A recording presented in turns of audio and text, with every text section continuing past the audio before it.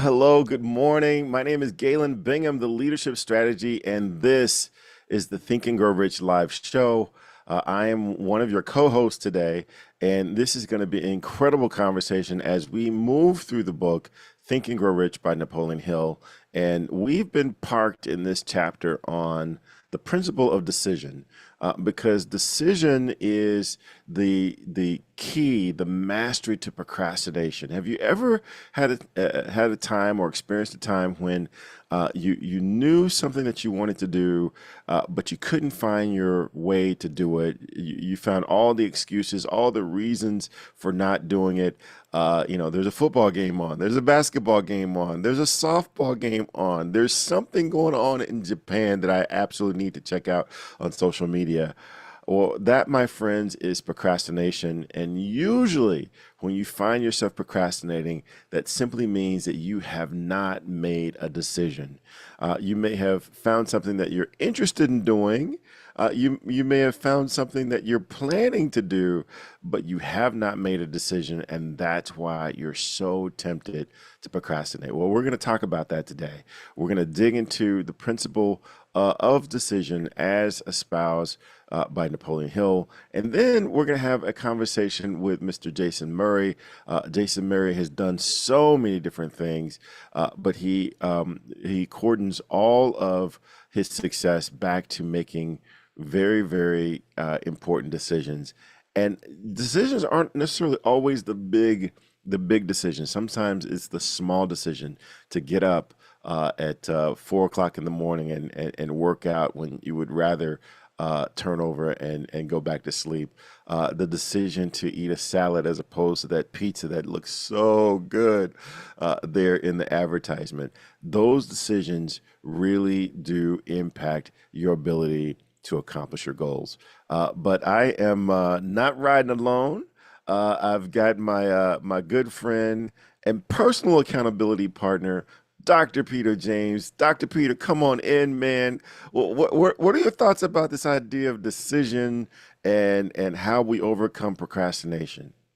Yeah, Galen, excited to be here. Good morning, everyone. My name is Dr. Peter A. James, the high performance coach, helping you to shift your mindset. Galen, I've been gone for a couple weeks. I've been missing the show, and I decided to come back this morning for sure in order to learn, glean, but also contribute as best as I can. And this decision chapter is so, so important because you'd be surprised as how many people don't decide, to sweep the decision under the rug, ignore it, avoid it in our lives. And it's so important to make decisions. You and I both know there again, life is all about choices. And we have to decide on one of those choices, right? Decide on where we're going to do, how we're going to do it, what we're going to eat, what our kids are going to put on, what we're going to put on, where we're going. So many decisions, but especially with the bigger ones, you're right. We hesitate, we balk, and we probably shouldn't as much as we do. So hopefully this today we unpack it even more so as we have in the past. So ready to dive on in. Yeah, I'll tell you, even before we bring in our guest for today, one of the comments I hear a lot is, you know what, I'll just go along with the flow, whatever they choose, I'm okay with. Even that is a decision. You're deciding to let someone else determine the outcome of this thing that's in front of you. So even an indecision is a decision. And I often say to my clients, abdication is a decision. You're abdicating responsibility to someone else. That means you're letting them dictate the outcome for your life. So I can't wait to get into this. We have such an amazing guest. He's not new to the show. This is his third time on camera, but man, I'll tell you, I think he's in the comments every week. He is always chiming in to try to make sure that he's getting whatever he can from the show. So before we bring him in, we've got Miss Ann McNeil on location in Scottsdale, Arizona. Miss Ann, we're talking about decision today. What decisions are you making to be with us today when, oh my gosh, I think you said it's like 4 o'clock in the morning there in Scottsdale. Listen, Galen, once you make the decision, the way will present itself. And I am thoroughly convinced that the first decision we must make is what is that burning desire to be, do, and have, in spite of all of the challenges and opportunities for growth that may appear. So I'm just excited to be here today. And I've made that decision to be right here with all of you, in spite of these opportunities for growth, like Wi Fi. So I'm just excited to be here. Thank you. Yeah, I mean, I'll tell you, you've worked through Wi-Fi. You decided to be here in spite of lighting. You couldn't find a location. It was noisy. There were a lot of legit reasons why you could have said, hey, look, Galen, I'm not going to be there today, but I'm so glad you made this decision because this is going to be an amazing conversation. Absolutely, Galen. And if I can turn, I don't know about turning my camera around. I'll just turn myself around to just share the view. This Scottsdale view is just amazing, if you will. And so maybe I'll do the podcast turn this way so that we can see. But and I think that this is what happens with the decision. It's not going to always be what we think it should be. But this is what I believe, Galen. Once we make the decision, we make the decision right. Can I say that again? Mm. Yes. Once you make the decision right. Because we're told that nothing is either good nor bad. It is come on, somebody. It's mindset. It's all mindset and how we choose to look at it. So I'm excited to be here with our phenomenal guest again. And I cannot wait to hear his story and also some of the decisions that he's made. So let's get this party started. Yeah, well, before I bring him in, I want to add one thing to what you just said. I hear that very, very legit excuse a lot too when people are procrastinating. I'll make the decision once I get more information. I'll make the decision when the time is right. Well, the time is never right, and you're never going to have all the information. So, to your point, you make the decision and then you make the decision right. So, I love it. I love it. So let's bring in our guest. Jason Murray is a dynamic speaker. He's a best-selling author. He's a financial advisor with a success track record across sales, marketing, healthcare, financial services. This dude has literally he has done it all. He's been in all the spaces, and like I said earlier, he's usually with us on YouTube Live. He's usually in the comments. But I'm so excited that we get to have him on this side of the camera again. I think this is opportunity number 3 for you, Jason. So welcome back to your home away from home. Welcome to the show, man. What's going on? Well, thank you. Thank you so much. It's good to be back. Always looking forward to a great discussion. And when I was invited, I certainly decided to say yes. And when you get an invitation, you can, think about it, but there was no thought process. It was yes. I Yeah. love coming to share. Yeah. I'll kick this off by asking you a question about the power of hesitation, because there's power in hesitation. The longer you hesitate, the more you think about it, the more time you give your rational brain an opportunity to talk you out of what your instincts have told you to do. I'm curious, what's an instance or what's a time where you either circumvented this temptation to hesitate and to analyze and to think about it, or you succumb to it. You waited, you analyzed because you're a very analytical dude. So have you ever overanalyzed, or have you ever decided, you know what, before I even analyze this, I'm just going to do it because it's the right thing to do? Well, I'll take you back a number of years, and I'll tell you why I'm going to take you back a number of years, because it's probably one of the biggest decisions I made in my life. I was a college student, and I was a junior in college. And being a junior in college, you're trying to focus on school, and you're trying to focus on, getting your degree. And I made a decision to start a family. And when my wife and I started our family as a college student, I had to decide whether I was just going to stop school and take care of my family or go get a job or just finish school and let her maybe stop and take care of the family. I said, no, I'm going to go to work and I'm going to finish school. And my senior year, I graduated from college, married with 2 sons. All right. And I graduated on time.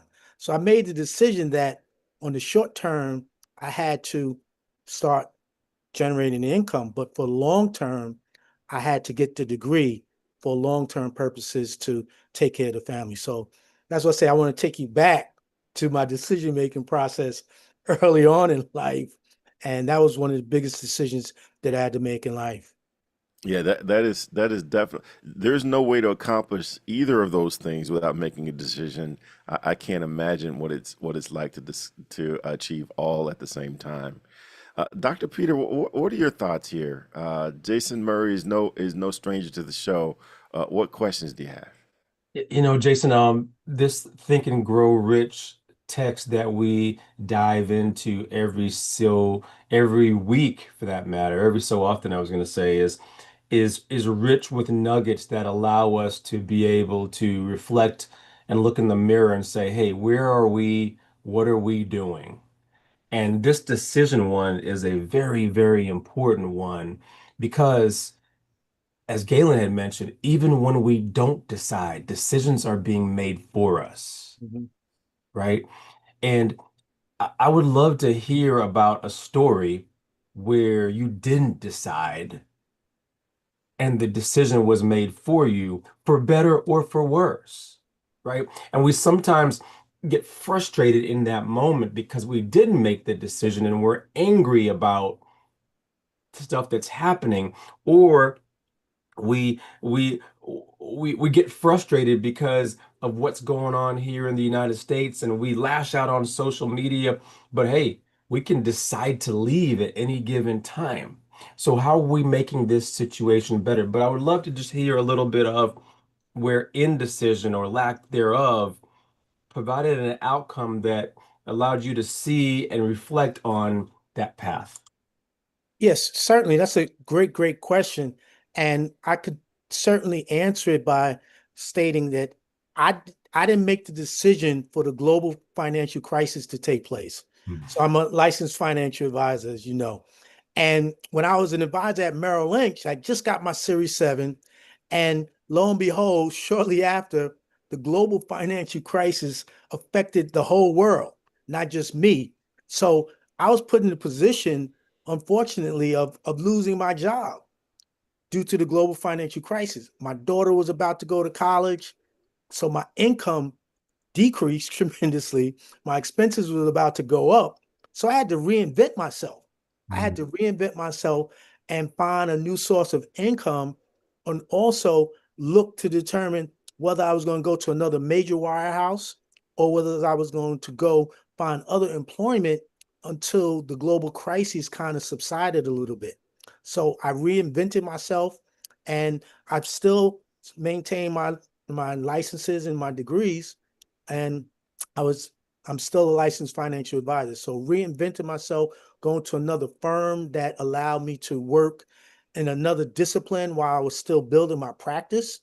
The end result was that even though I didn't make that decision, I reinvented myself as well as I came out on top, and I'm still a licensed financial advisor. So things And happen that you don't know is going And to happen.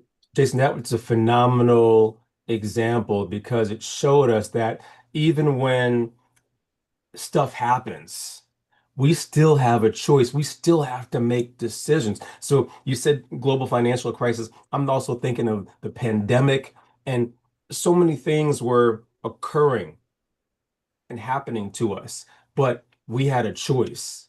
We had to make a decision. And again, some people became very paralyzed and made no decision at all. Wait and see.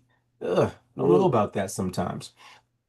So I'm excited to dive more into this conversation. Galen, before I go back to you, I got to acknowledge Doretha, Meta. Shannon Charlton, Laura Jackson, Carla Hill, Dr. Victoria Long Coleman. All of these individuals are with us this morning on YouTube. Thank you so much for joining the Think and Grow Rich Live Mastermind Show. Galen, right back to you, my friend. Absolutely. Thank you again. Thank you for joining us on YouTube. If you're watching us, please be sure to hit that thumbs up icon underneath the video so that we can let the algorithm know that we're getting into this incredible conversation with Jason Murray. Jason, one of the things that really captured me when I was listening to you talk with Dr. Peter is it appears that the first decision that we have to make is that of mindset. Are we going to have a fixed mindset? Are we going to have a growth mindset? Are we going to have they also call it locus of control. Are we going to be in control of our own destiny? Or are we going to blame the outcome on something that's outside of us? Talk a little bit about how easy or difficult it is to have this mindset of I'm making a decision. I can still impact my outcome, although I can't necessarily change the exterior situation. I can have influence over my outcome. How difficult or easy is that? Well, if you have mental toughness and you have a sense of resilience, you can handle anything that comes your way. Uh, I've been one that throughout my lifetime, I've been able to handle adversity. And Dr. Peter mentioned the pandemic, right? I know that right when the pandemic started, as a financial advisor, I had to figure out whether I was going to work in person or pivot to working virtually, which a lot of people had to do. People in the speaking business, unfortunately, you had to pivot versus not earning an income anymore. So mental toughness is a big part of making that decision.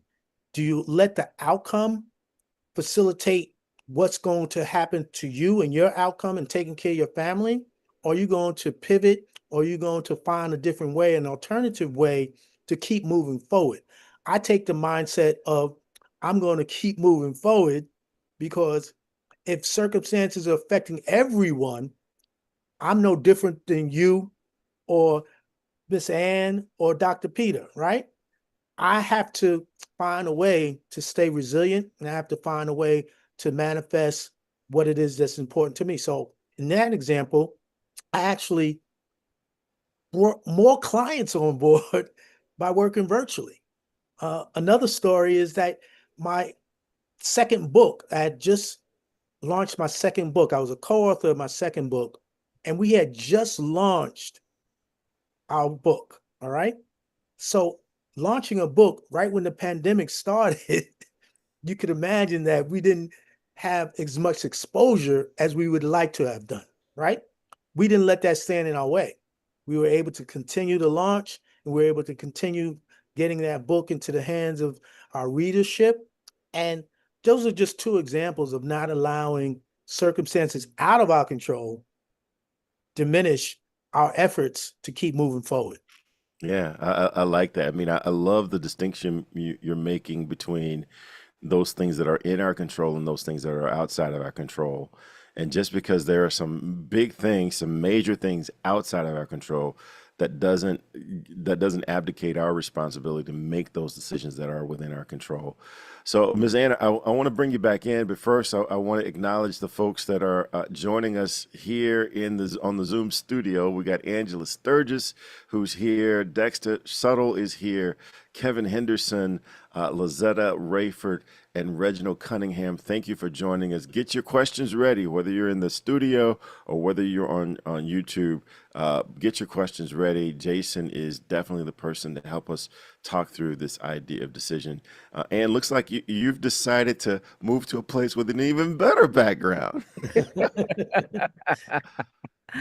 Listen, Jason, my question today for you is the same question I ask every guest, and that is, what was your first introduction to this book?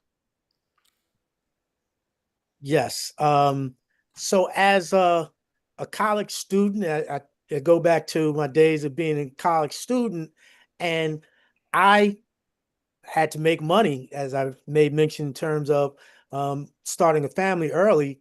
And when you get exposed to business opportunities, there's different books that you are recommended to read, how to influence people and make friends. Think and Grow Rich was one of those books that I was exposed to. So as I was exposed to that book, and as you know, there's different versions of the book.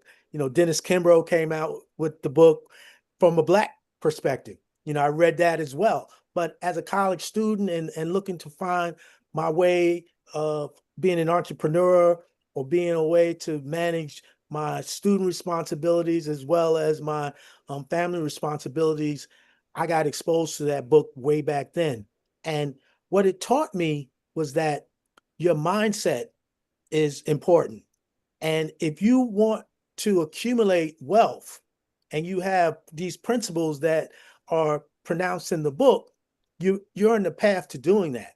Lo and behold, as well, I was a college student, but I studied business and I studied investment analysis. I studied that course as a senior, and that led me to want to become a financial advisor, learn about the capital markets, learn about how money works, learn about how companies as well as countries manage money and grow their wealth. So that book introduced me to my thinking of building wealth and now managing wealth. So that was my introduction back as a college student. One follow-up, Galen. Now that you've been introduced to the book and to this particular principle, can you share with us, and this kind of teeters on the question that Peter had, but can you share with us an example? And this is really for the audience, and you've been on both sides of this camera, so you know what it's like when you're on the other side of the camera. Can you share with us, though, your process of decision making so that when you're faced with a challenge, a struggle, a problem, if you will, what is that process? And for those of us that's listening, we're talking about this principle of decision and the fact that Napoleon Hill shared with us that procrastination, for example, was one of the leading causes of failure in over 250,000 people he interviewed. And I think that if we really had a handle on what could I do, should I do, in the process of making a decision, oftentimes we may do better in that decision-making process. So is there a particular process you use when making a decision that may tie to any or all of these principles? Certainly. So if you have goals, you want to find the best way to put you in the best position to achieve that goal. So one of the goals that I had after being a successful financial advisor, started writing books and becoming a best-selling author, my ability to become more of a speaker presented itself. So as I have been invited to podcasts and been guests to do workshops, I said, well, I need to become a better speaker. So I actually joined the Black National Speakers Association to enhance my speaking skills. But not only did I join the Black Speakers Association, I said that if you're going to be involved with the organization, what you put into the organization is what you're going to get out of the organization. So not only did I join and take part in the mastermind groups that have taken place, I got elected to become a board member.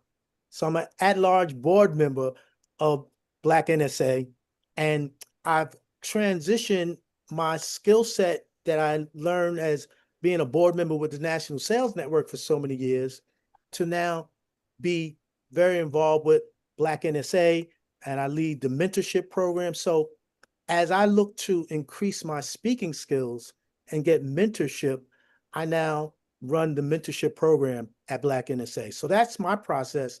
If you have a goal, find a way to grow in your profession or in your skill set, and that's going to enhance your ability to do better in your role and responsibilities. All right, thank you. Hey, hey, we've started talking about so many different principles. We've talked about the deciding. We've talked about the importance of masterminding. Uh, Dr. Peter, take us through this video. Talk about this video that will discuss all 13 principles. Absolutely. And of course, I have to start out by saying this, Galen. If those of you who are watching or listening have never picked up a copy of Think and Grow Rich by Napoleon Hill, today needs to be your day. And why? Because almost every successful person that you can think of points back to the principles of this text that they have applied in some form or fashion. So if they can utilize it for what they're doing, so can you. But again, if you're new to this, give a good listen to this video because it provides a great overview of what all that we're talking about. And look forward for you to ask us some questions on the backside. So here you go. Number 1 is desire. Napoleon Hill said that everything starts with a burning desire, a compelling reason for doing what it is we do. Step 2 is faith, having belief in our ability to attain that which we desire. Step 3 is what we call autosuggestion. Autosuggestion simply means being very intentional about the things that we are pouring into our thoughts, into our brains, and into our consciousness. Our brains, our minds will receive everything automatically, but we have to work extra hard to make sure that the positive things are what we are feeding ourselves, because those positive thoughts are going to turn into positive actions. Step number 4 is specialized knowledge. No one person knows everything, even about whatever their particular area of expertise might be. And the value of the mastermind principle is using the specialized knowledge of other people. Step number 5 is imagination, the workshop of the mind. Everything starts with our imagination and our thoughts, the burning desire to transform those thoughts into our reality. In order to do that, we have to take a look at step 6, which is organized planning. That is how we crystallize our desire into action, organizing ourselves. Having the thought and not acting on the thought isn't going to get us anywhere. We have the thought, we go through the organized planning to transform that thought into action. Step number 7 is decision. What Napoleon Hill said is the mastery of procrastination. Napoleon Hill said that the antidote to procrastination is simply to make a decision and then move on that decision. Step 8 is persistence. We have to have a sustained effort which is induced by our faith in order to achieve our goals. One of Napoleon Hill's books I love, even the title, 3 Feet from Gold. Those people who became rich during the gold rush in the wild, wild west days didn't do that because they were necessarily smarter or had better information than anyone else. It's because they stayed just a little bit longer. Sometimes people left when they were just literally 3 feet from gold. So hanging in there, being persistent, is step number 8. Step number 9, the power of the mastermind, the driving force. None of us can accomplish anything on our own. Everybody, I don't care who you are, from the most prominent person to the person who might be considered the lowest on the totem pole, everybody has someone who helped them get to where they are. And the power of the mastermind is being able to use those influences around us, use the thoughts, use the knowledge, use the exploration of other people to help us in achieving our goal. Step number 10, the mystery of sex transmutation. This title can be a little confusing, but essentially what the mystery of sex transmutation means is that we oftentimes in our society think of sex as being purely physical. It is absolutely physical, but what Napoleon Hill teaches us is that sex also has an emotional element, and that sex is the strongest of our desires. That if we can take our sexual energy, transform that into positive, creative influences, it can propel us to new heights, And so we spend quite a bit of time talking about the mystery of step 10, which is sex transmutation.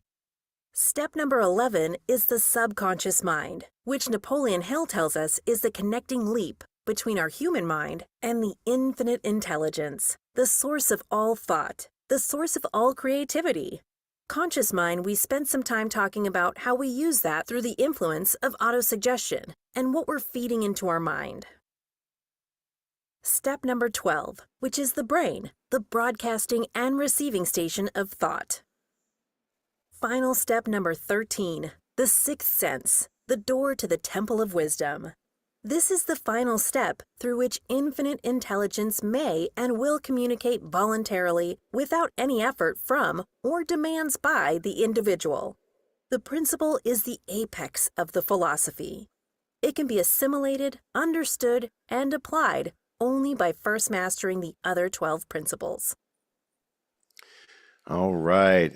Jason, I want to come back to you because one of the things that Napoleon Hill talks about relative to this principle is how tempting it is, how seductive it is to listen to the opinions of others, and particularly family, and how we tend to give more weight to family.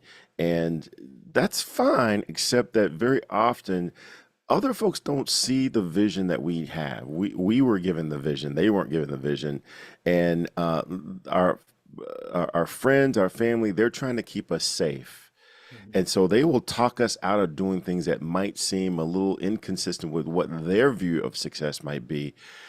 Talk a little bit about what are some things that you do to make sure that you're getting counsel, but you're not overcorrecting towards the opinion of other folks as a way of abdicating a decision. Yeah, that's a important question, and especially with the topic that we're talking about. And being an entrepreneur is not easy. It has its challenges, but it certainly has its benefits. So when you think about job security, and one of the things I know I used to always encourage my sons that if you can earn your income, you'll never be unemployed. Let me repeat that. If you can earn your income, you'll never be unemployed. So when you hear some people, family or friends, what have you, go get a job. And that's what we've been taught to do. Go to school, go get a job, and work for someone else for so many years, right? I believe that entrepreneurship, throughout its challenges, is the best option for individuals long term and on the short term. As well, God wants us to be entrepreneurs. He wants us to earn our income. Now, when you think about job security versus being an entrepreneur, you have more upside by being an entrepreneur if you have a system in place. When you have a system in place, then you work that system, you're going to make more money. I've been laid off in different jobs throughout my career. So I'm a testament that job security is not always the best option. Now, multiple streams of income is, in my opinion, a better option versus having just one source of income. As a matter of fact, the book that I wrote, my third book, was the 7 strategies to successfully transition from employee to entrepreneur. So if you have a plan of action to transition to becoming an entrepreneur, and as you're working your full-time job, you start your part-time business, and then you replace your income in your full-time job, then you have a better opportunity to succeed as an entrepreneur. So I've written that in my book. So it's a testament to the story of my life that I've transitioned from being an employee, because I worked in corporations for many, many years. I worked in corporations and made millions of dollars for other companies. Now I'm making that type of income and on the trajectory to make that type of income for me and my family and live a legacy, lead a legacy. So you can't listen to just having a job as your only source of income. Hey, Dr. Peter, I saw your eyebrows start to itch when he first said, "Go get a job." So, You know, Or what's interesting there, Jason, and I got so many questions for sure about go get a job and everything like that. When we decide to go get a job, we are deciding to put ourselves at the mercy of the employer, the owner, the CEO, and whoever senior leaders that we have to work for. We might be miserable, we might even hate it, but we made a choice. But we also have a choice to leave, right? But that's a very interesting dynamic in and of itself. But I got to come back to you though and your specialty, financials. And we as humans, we don't always make the best decisions when it comes to our money. And I would love to hear a little bit of the decisions that you've seen people make that have not been so wise over and over again. Whether it is purchasing a car that we don't need at interest rates that we probably should never lean into, running up credit card debt. I would just love to hear a little bit because I think this would provide some insight about this decision topic, but also your expertise. Certainly. I'll give you two examples and Please, yeah. maybe even three. One of the examples is I would say in terms of in my role as a financial professional, and as I see certain clients or prospective clients don't really understand the power of insurance. Mm, And people see insurance more as a cost versus you paying yourself first and you putting yourself in a position where you could actually develop your own bank. And a lot of it stems from people don't understand insurance, and they understand maybe only this term and that whole life. Like there's two types of insurance, but there are a number of insurance vehicles that are available, and there are a number of living benefits that are available through purchasing insurance. When you think of the story of the Rockefellers, right? The Rockefellers became very wealthy by purchasing a number of insurance policies and then have that waterfall strategy. When you think about banks and you think about major institutions, a big portion of their portfolio is geared towards insurance. So I think that's one example that people don't necessarily understand insurance, but they look at it as more of a cost versus paying themselves first and putting them in a position where they can grow cash value and thus have access to that cash value. That's number one. The other example I would say is that procrastination, when you look at compound interest or the time value of money, this earlier you begin saving and investing and paying yourself first, and you allow compound interest over a period of time generate wealth for you, you put yourself in a better position. An example, I would say if you waited 5 years or 10 years to start, you then have to put more money each month towards your savings and investment plan to reach your goal. Finance is all about goals. Goals to educate our children, goals to purchase a house, goals to plan for retirement. As we see, we have a major retirement crisis in the world today. Why is that? Because people don't pay themselves first. People don't look at their 401k plan. People don't look at their own ability to start Roth IRAs and pay themselves first and let compound interest over a period of time generate wealth. On top of that, people, and I'll go back to it, just think about your job. Now, entrepreneurship is not for everyone. All right. It's not for everyone. However, if you're in a position where you can make $1 million in 5 years versus making, say, $2 to $3 million over the lifetime of your working career, working for someone else for 60 until you're 65 or 68, whatever retirement age, there's such a disconnect. So those are three examples that I would say from a finance perspective that, if people stop procrastinating and get the education, get the information, because sometimes people will sit with a financial advisor and don't implement the recommendations that the advisor encouraged them to do. Yeah. Time is indiscriminate. It can either work for you or it can Yes, work against you. absolutely. We're getting questions there on YouTube. Victoria Long Coleman wants to know, transitioning from corporate background to entrepreneurship, what outdated habits from the corporate world did you have to consistently let go in order to grow into a transformational leader, particularly in entrepreneurship? So one of the biggest ones is you have to shift to develop self-imposed goals opposed to a quota. So when I was working for corporations, I had a quota. And if I didn't meet that quota, I got either reprimanded or you put on performance improvement plans, and you didn't get paid what you wanted to get paid because you did not meet your quota. So if you have working in a corporation a quota or guidelines that management is putting you forth for meeting and you don't meet them, then you're at risk for losing your job, or you're at risk for not making the amount of money that you want to make. But as an entrepreneur, you need self-imposed goals. No one's going to tell you to get up in the morning and go out to work. No one's going to tell you to get up and make those phone calls to prospect and to build your network and to build your pipeline or your sales funnel. You've got to do that on your own. And then as well, you have to train others. If you develop a staff, you got to then train them how to do it as well, versus being in a corporation, you're being reactive to goals versus Yeah. being proactive with goals as being an entrepreneur.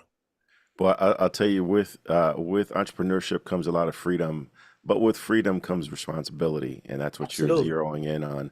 Got another question. This is from Doretha. She wants to know what tools in your toolbox what are some of the tools in your toolbox to develop mental toughness? Excellent, excellent. So, masterminding, that's number one.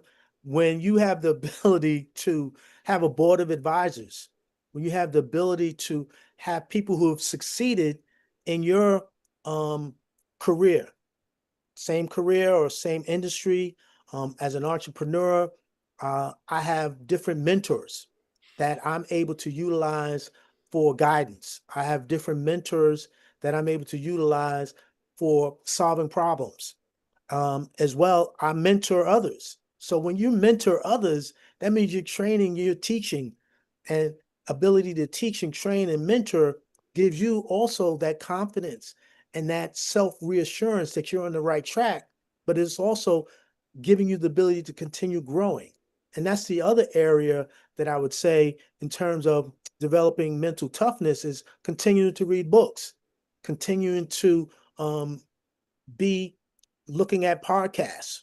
All right. So we're on this podcast today. So I would say, you know, continue coming to this podcast every Saturday morning, because you're going to get empowered. You're going to be enlightened by the guests, by the different principles that are being taught by Think and Grow Rich, the book. And also just having the ability to continue looking at not the problems that are being affected in the world today, but what solutions can alleviate those problems. Because that's what business is all about. If you can solve the problems, the one who solved most of the problems makes most of the money, because the demand of solving problems generates continued business. I mean, Yeah. recurring business. Yeah. People don't buy widgets, they buy solutions to their That's right. problems. I love it. I Absolutely. love it.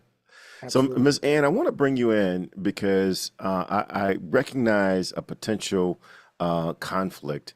Earlier, we talked about how Napoleon Hill said that we shouldn't be overly turned towards the opinions of others. And now Jason is talking about the power of mastermind. You've actually written books on masterminding. What's the difference between being overly influenced by the opinions of others and effectively leveraging masterminds? Thank you for the question, Galen. I would go back to the first principle of desire. I Mhm. believe that when you have a desire, and I'll go back to the story that Jason shared in his decision to build a family while finishing his career. the desire was so much greater than all of the naysayers. And in his gut, he had to do what was most important, not just for him, but for his immediate family. Because see, there's family and then there's family. Okay. And then there's family. Okay. And so when you look at the principles, these 13 principles, as we mastermind the principles and we start with the first principle, and to me that's where the road separates, if you will. When you look at the 13 principles and how we use those principles as we mastermind with each other, oftentimes when things get tough, the accountability to pull through, you can pull on the different principles. And as we continue to go through this book, we'll get to that portion of the book where Napoleon Hill talks about infinite intelligence also being a part of your mastermind group, especially if you're masterminding with, the sun, those the triennial, if you will. That's another podcast for another day. But so that's what I would suggest, Galen. When you think about the difference between the two, I will always yield to going back to that desire. And for me, that desire has to be a burning desire. And I think that that's what Jason is sharing with us today. He had a burning desire. And Jason, I can also see in the short time that I've known you, how that burning desire to continue to do that same thing shows up in your business. And I want to add ES to the end of that, in your businesses, when you keep going back to that burning desire, and then you have to make those calls. And I was laughing. I'm not sure those on the Zoom could see. I was laughing as you were talking, because when you started talking about goals and quotas, I thought about what's happening in the universe, if you will, and we'll leave it at that, about the goals and quotas. And when you sign on the front of the check, that's what I teach my coaching clients. There's a big difference in being an entrepreneur inside of an organization versus an entrepreneur outside. And I think that anybody listening to us, you must become an entrepreneur, whether you're in the public sector or private sector, because Jason has already told us the difference between signing on the front of the check as an entrepreneur versus signing on the back of the check is a big difference. And you don't have to wait for someone else to determine your future when you can become an entrepreneur inside. And if you don't know what that means you're an entrepreneur. You're an entrepreneur, you just have a job, right? Which is how many of us started on this journey. Whatever you do, don't leave your job unless you're asked to. But if you're not asked to leave your job, stay on your job. Make a decision to stay on your job and build that business, and have somebody else pay you while you're building that business to learn how to earn. So those would be my thoughts, Galen. Thank you. Yeah, I love it. And another adage that we kick around a lot is, if you can't work for someone else, then you can't work for yourself. That's how you learn how to work, is by working for someone else. But then at some point, you make a decision as to whether or not it's time to work for yourself.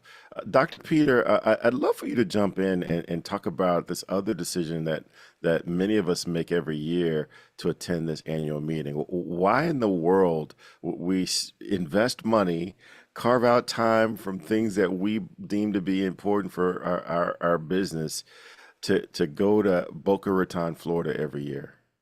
Yeah, good stuff there, Galen. I heard Jason mention it a little while ago about, someone asked him how he weathers the storm or how he overcomes challenges. And one of the first things that he said is through a mastermind, right? And through accountability or a board of advisors. And again, those of you who are watching, I was on a interview yesterday, and someone asked me about, hey, what are some of the secrets to your success? And I said, well, ironically, I just came off of a call with my mastermind group. and they hold me accountable and they challenge me to my next level and they make me feel uncomfortable so that I can accomplish my goals. And oftentimes, most of us as human beings, as adults, we don't have someone who challenges us and holds us accountable and makes us feel uncomfortable regularly so that we can grow, change, get to our next level.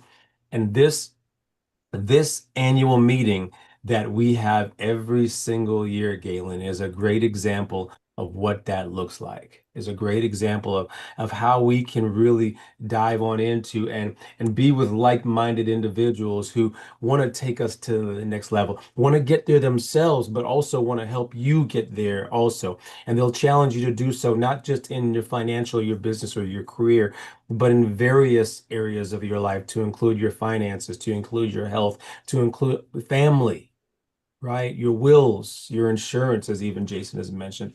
So if you have never had the opportunity to surround yourself with like-minded individuals who are all about business, your career, your family, your personal, helping you get better, I challenge you to give January 9th and 10th of 2026 in Boca Raton a chance.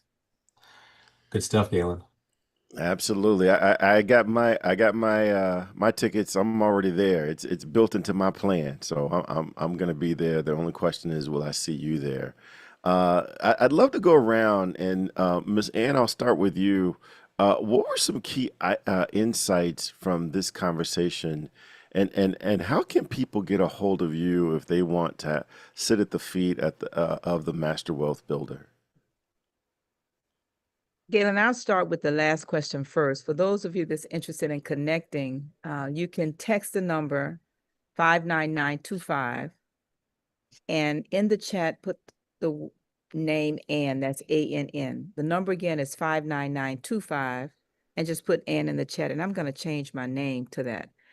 And I wanted to start with that first because we are focusing on helping individuals start and run successful mastermind groups. Going back to the introduction that was given by Peter about why we go to the annual meeting, I think it's so critically important. And my major takeaway from Jason is his commitment, and I give him that, to mastermind. And I've watched your growth, Jason, for years as a part of this process of masterminding, from the IMA mastermind, from the Black NSA mastermind, and then the other small masterminds that you are involved in. And you're emanating, if you will, an excellent example of what happens when you do that. And so making that decision to be held accountable, and as you know, we've had some conversations, it's not always easy, but that's where the growth comes. And I just really tip my hat to you, because I have seen your growth as a part of how you've masterminded over the years, and you just keep coming back and you just keep coming back. And then when you shared how you've taken it to the next level, where you got involved with the organization, and now you are not just involved, but now you're a board member and leading all of us to the next level globally. And can also see the benefit of that commitment in your business, in addition to your personal growth and development. So that was my takeaway, Galen, to just be able to watch his growth. And that's what I think is really good about guests that come back. We saw them then, we see them now. And this is why it's so very important to make a decision to have a larger vision of yourself. Because when you come back again, we can see that growth, exponential growth, and the spirit of service that you're having as a part of what you're doing. So thank you so very much. Yeah, I love that, Miss Ann, because very often we don't understand or see the journey that people have been on. We just see them when they're at that finished state, and we might say, "I want some of that," but we don't know the journey. Yeah, another phrase I use a lot is that everyone wants to be Kobe Bryant until it comes time to work out at 4 a.m. No one wants to do that work, but they want the end result of what they see. So thank you for that. Dr. Peter, what about you, man? How can folks get a hold of you if they want to get some of that high performance coaching that I get the privilege of getting every week? And what are some key insights that you've gained from this conversation? Yeah, sorry about you leaning into you every week there, Galen. But we'll do it again next week for sure. Yeah, folks. Hey, I'm excited.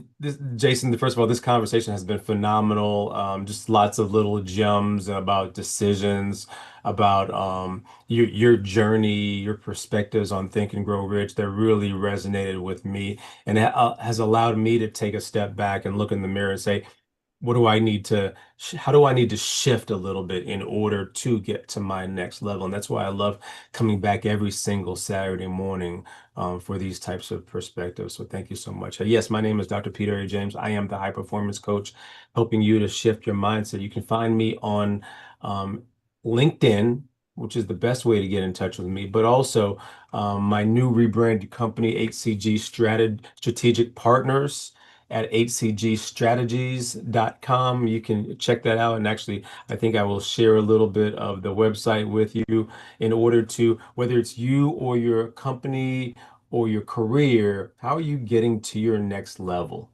And if you need someone to partner with you strategically, we know some folks. So give us a call for sure. So excited, Galen. This was awesome. Looking forward to hearing Jason tie a little bow on this. Yeah, yeah. Jason, oh my gosh, so impactful, man. What are some final thoughts to Dr. Peter's point? Put a bow on this conversation on decision, and then share how can folks get a hold of you? Because I understand a lot of folks are taking advantage of your insights. You're going to be a guest lecturer at Drexel University here coming up soon. How can people get a hold of you if they want to get some of this wisdom applied to their life and their situation? Certainly, certainly. Well, first of all, thank you once again for the invitation to come be a guest here this morning. I really, really enjoyed it. And thank you for all the hosts and co-hosts. And my website is jasonsmurray.com. That's jasonsmurray.com. And on social media, through LinkedIn, that's probably one of the best ways to get in touch with me. LinkedIn or Facebook, Jason Murray, CEO. And from the perspective of this conversation, I feel like I'm continuing to grow. And as I'm continuing to see the benefits of just sharing in good discussions, having this discussion. I was at a podcast very recently, and it hasn't been aired yet, but it was a gentleman who invited me to be on a podcast as a result of seeing me as a panelist at a previous event. So for those who are out there listening, if your aspirations to be guests on podcasts, get your name out there, continue branding yourself, join Black NSA, and be a part of the organization, because this organization is a tremendous organization. I'm actually on my way out to Scottsdale Monday morning. I've met Ann virtually. We've talked on the phone. I'm going to get a chance to meet her personally, and I'm looking forward to that, as well as other renowned speakers that'll be at the Influence Conference out in Scottsdale, Arizona. So again, thank you for today, and I'd love to come back another time. Absolutely, All right. absolutely. We'll get you in a fourth time and a fifth Okay. time. All right. Hey, I got another question about Black NSA, because you are a board member at large. Let me ask, do you have to be Black in order to be a member of Black NSA? Is that a prerequisite? No, you don't, because see, the Black National Speakers Association, Black NSA, we're the virtual chapter of NSA. So we're a virtual chapter, but you don't have to be Black, and you have different people who aren't Black who help in the leadership or help on committees. So we're part of a national global organization. We just happen to be the virtual chapter, and a predominant number of us are Black, but you don't have to be Black. All right. I would absolutely encourage everyone to check out the site. Go to blacknsa.com, or is it .org? I'm not quite sure if it's .com or .org. .org. And see if that is an avenue to help you get from where you are to where you need to be. My name is Galen Bingham. I am the leadership strategist. And before I sign off, I want to bring back in Miss Ann. Miss Ann, what are your final thoughts? Oh, I put my hand down real quick after I put it up real quick, because I wanted to just add a little addenda to what Jason has said. And thank you so much, Galen, for that question, because when you asked the question, I looked in the screen and then I realized all of us met through Black NSA Million Dollar Mastermind. And then quickly I realized that Black NSA Million Dollar Mastermind was created in this mind. Can I say that again? Yeah.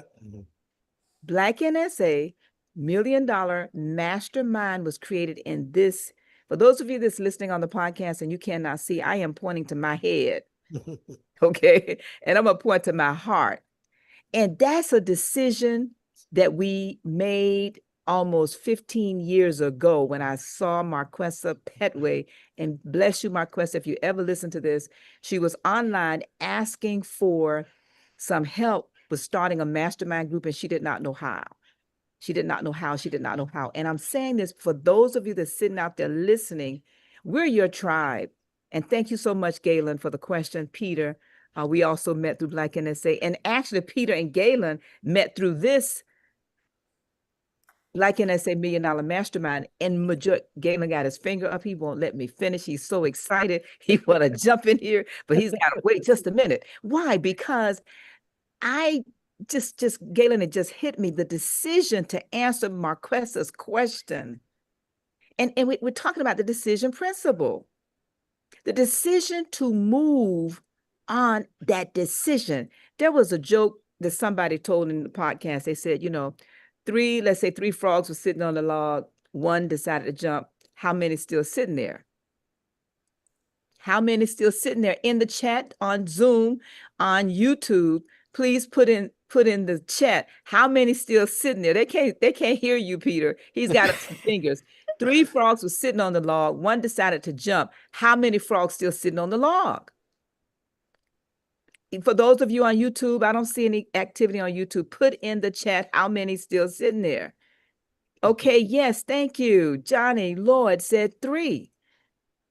Because a decision without action is nothing.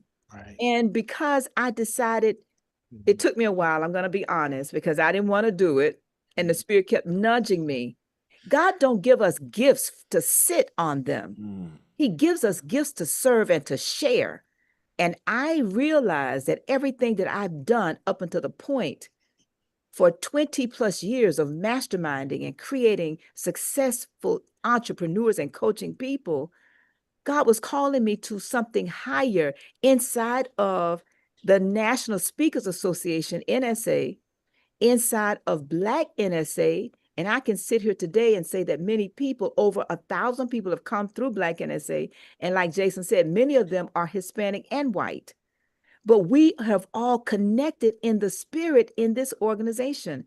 And so, Galen, thank you again for the question, but I just could not resist, even though I put my hand up and put it down, because not only did I help in creating that as a brainchild, but also during COVID, and Jason just mentioned this, during COVID, I sit on the National Speakers Association NSA Board of Directors, and we're here in Scottsdale at our national conference. But during COVID, the numbers were down drastically as a part of this national organization.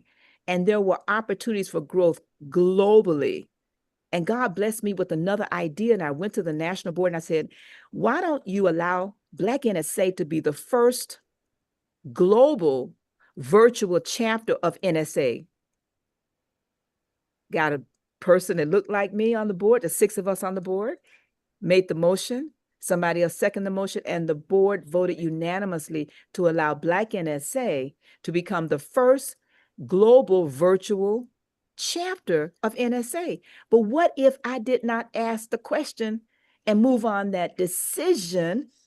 And as we wrap this up, I really want to challenge each and every one of you listening to us. When you make the decision, act on it. Don't just make the decision like the three frogs and still sit there. So, Galen, I know the I know the podcast is ending, but I want all of you to remember I'm 3 hours behind you. So I'm a wide eye yes. It's early. And I'm waking up. So anyway, Galen, go ahead. You can wrap up. I'm done. Yeah, I personally am so glad that you have made the decisions not only to be here this morning, but you've made the decision for this particular podcast, because this podcast is here for the people to understand the principles that have allowed you to be so successful, but have allowed millions of people over and over again to really achieve their goals. My name is Galen Bingham. I'm the leadership strategist. And I am just really, really excited to end where I began. If you find that you are procrastinating, you should evaluate whether or not you've actually made a decision. There are so many different ways to get a hold of me. You can find me all over social media and LinkedIn. But the best, the most fun, and I'm going to suggest the most productive way to find me is to go to my podcast, which is Whiskey, Jazz, and Leadership on any podcast platform. We talk to leaders all over the world about the whiskeys they drink, the music they listen to, and what they think it really, really takes to be an effective leader. Double dog dare you to try us at least once, guarantee you that you will get something that will help you take your next step towards your destiny.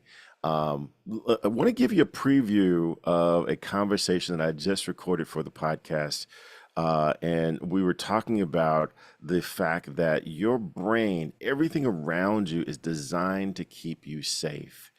It's everything around you is designed to keep you safe, but safety is an illusion. There is no safety. There is no safety in corporate America. There is no safety in walking down the street. There's no safety in going to the doctor. The only thing you can do is to make the best possible decision right now about how do you get at least one step closer to where you're trying to be. And the biggest detractor, the biggest deterrent from making that decision is procrastination and hesitation. Your soul already knows what it needs to do. But the more time that you think about it, the more time that you analyze it, the more time that you talk to other people who have done something similar, the more rationalization you can come up with as to why you shouldn't do this thing that your soul told you to do. So I'm going to encourage you, if you feel something stirring, yeah, get insight, get some wisdom, but act. And so one of the decisions I hope you make is the one to be with us every Saturday morning at 8 a.m. Eastern Standard Time, where we talk through at least one principle of this book, Think and Grow Rich. Until next time, take care.